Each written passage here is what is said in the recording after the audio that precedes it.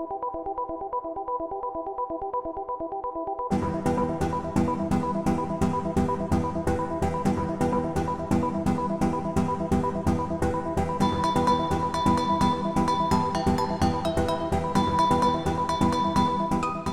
was January 5th in the year 1643 that the first divorce is recorded in the colonies.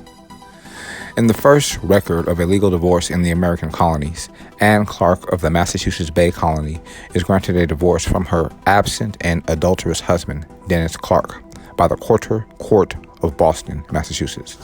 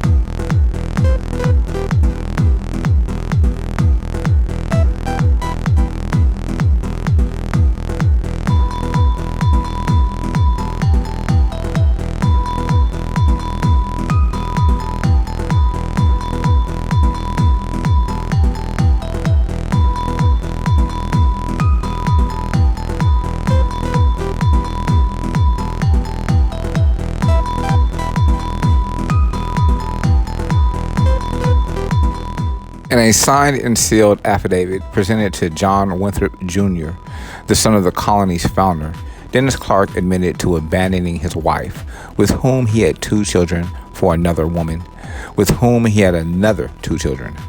He also stated his refusal to return to his original wife, thus giving the Puritan court no option but to punish Clark and grant a divorce to his wife, Anne. The Quarter Court's final decision read, quote, Anne Clark being deserted by Dennis Clark, her husband, and he refusing to accompany with her, she is granted to be divorced, unquote.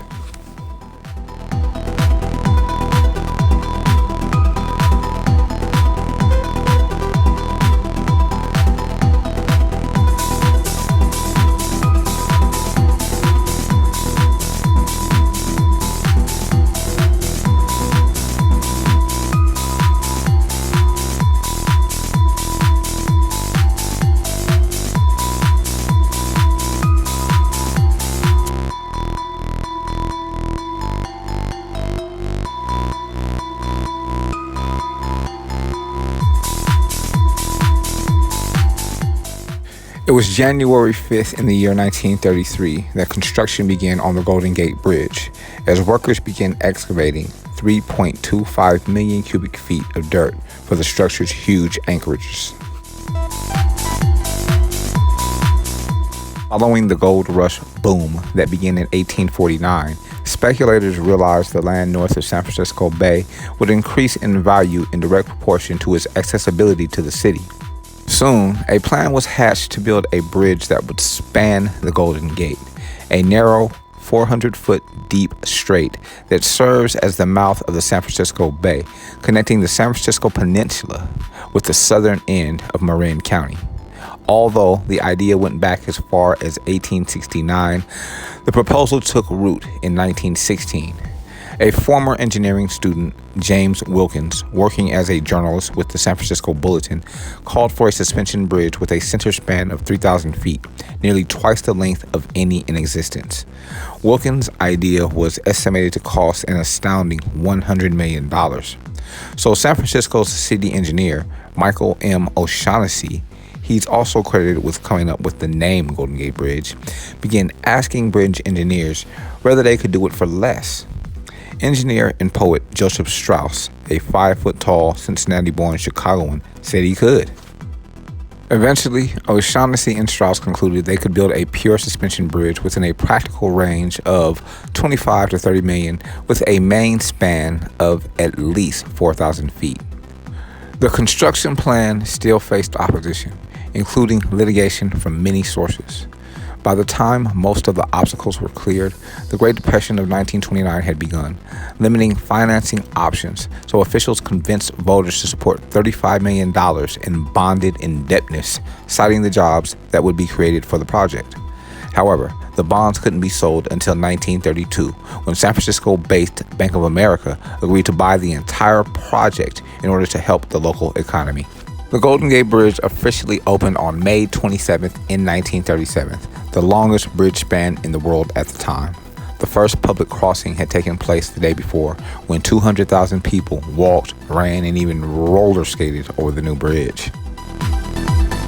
With its tall towers and famous trademarked international orange paint job, the bridge quickly became a famous American landmark and a symbol of San Francisco.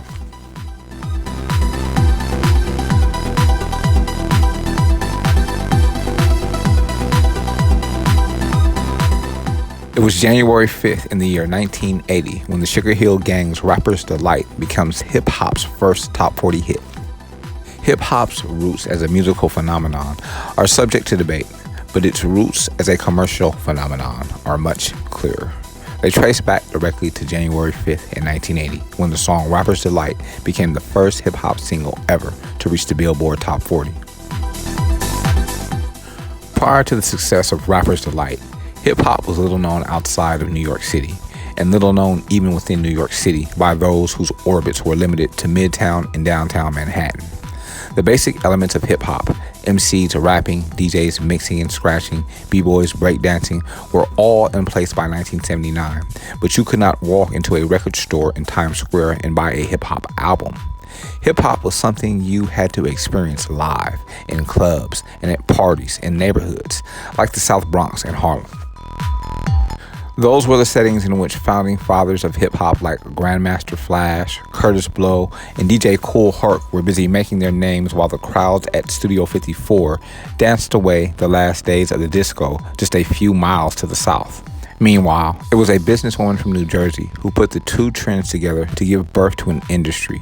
Her name was Sylvia Robinson, formerly a singer and later the owner of a small record label called All Platinum.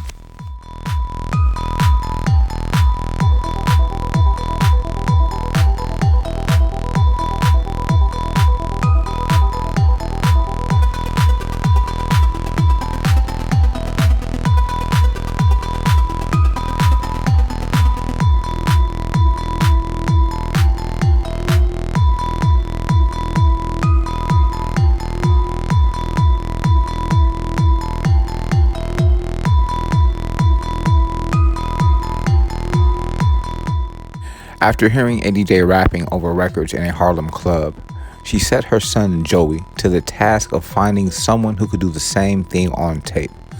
Joey recruited his friend Big Bank Hank from an Englewood, New Jersey pizzeria, and Master G and Wonder Mike from the surrounding neighborhood. This was on a Friday. Sylvia named the newly formed trio after the Sugar Hill section of Harlem, chose Cheek's Disco Smash Good Times as a backing track, and scheduled studio time for the following Monday. What happened between that Friday and Monday is a subject of some controversy. It involves Big Bank Hank borrowing his lyrics almost wholesale from the notebook of Harlem MC Grandmaster Caz, whose name appears nowhere on the credits or royalty checks for Rapper's Delight. What happened on Monday, however, was straightforward and revolutionary. The making of a record. I said a hip hop, a hip hop, it don't stop, and ended up changing the course of music history.